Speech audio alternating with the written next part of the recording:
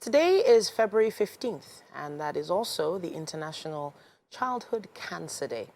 And we've been joined by Dr. Nneka Nwobi. She's a seasoned and committed healthcare professional with extensive experience leading public sector on childhood cancer awareness. She also runs Children Living with Cancer Foundation. It's great to have you in the building with us, ma'am. Thank you so much. And I have to say thank you so much for what you do. Thank you. And may God continue to give you the grace to keep it up. But you need to give us a little insight into some of the statistics. A lot of people out there watching have never really had the opportunity to hear the reality that we have on ground all over the world.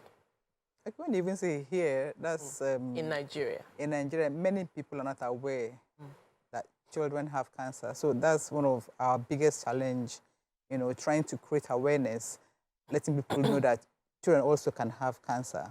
And it's not a death sentence, you know, if it is caught on time and if the child has the proper treatment. Diagnosis made, treatment given, you know, caught on time, will have survivors. You know, unfortunately, because of the lack of awareness, we have children coming in late, at which time, you know, not much can be done for them, apart from palliative care and treating the, you know, the children as best as one can. We have about more than 400,000 children coming down with cancer worldwide every year. And in every minute, about 3 children die of childhood cancer. So it's not as uncommon as people would want to believe is there, and it's frightening. It is frightening, it is. But let's talk about what the foundation has been able to do in this space in Nigeria. What has the foundation been able to do in terms of awareness and providing care? I think we are trying with the awareness bit. We started 20 years ago, and when we started, you know, you can't even begin to talk about child cancer to anybody. You know, most adults don't want to hear about it. It's not their portion. They reject it in Jesus' name. They're running away from you. They don't want to have the information. But now, at least, most people stay and listen to the end of your story. You understand? And in terms of what we've done, we've achieved quite a lot in that short space of time. Unfortunately, because many people were not aware, and some the people that even know were like, the child would die, so why should we do much, you know, for these children? The World Cancer Day theme for this year was closing the gap. We want to close that gap even in childhood cancers, because while we have up to 80–90% cure rate abroad, we have about 20 to 30% survival rates. You can see that the gap is too much. You know, WHO wants to break that gap, make it up to 60% by the year 2030. Are we going to do that? Are we going to get there? That is the question. So I guess the beginning of that journey towards a larger percentage of survival rate is the awareness. That's the beginning of the journey. But what is it parents need to be aware of? Yes, we're praying over our children, but what are those signs that parents have been missing that has been making some parents get their children to the hospital too late? I want to say that the parents have been missing those signs and symptoms. Okay. They see it, but not... sometimes even a medical personnel may actually miss it, you know. For instance, let's take leukemia. The leukemias are the cancers of the white blood cells of the, you know, blood, and it has similar signs and symptoms as malaria. You know, so a child can come down with malaria frequently, on and on and on and on. The parents are, because, you know, in Nigeria, parents are the first doctors, the first nurses, so they start treating at home first.